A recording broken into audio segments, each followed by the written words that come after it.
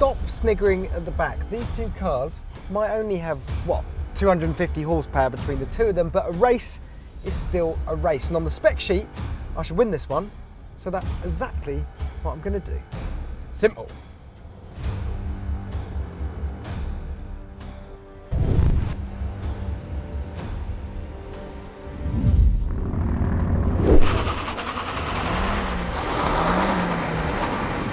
Oh, wheel spin into second. Oh, feel the power of the Suzuki Swift.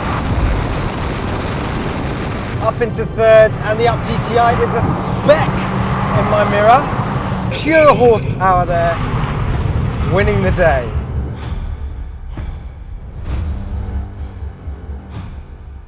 You can take your tartan seats and your GTI badge and just run along home.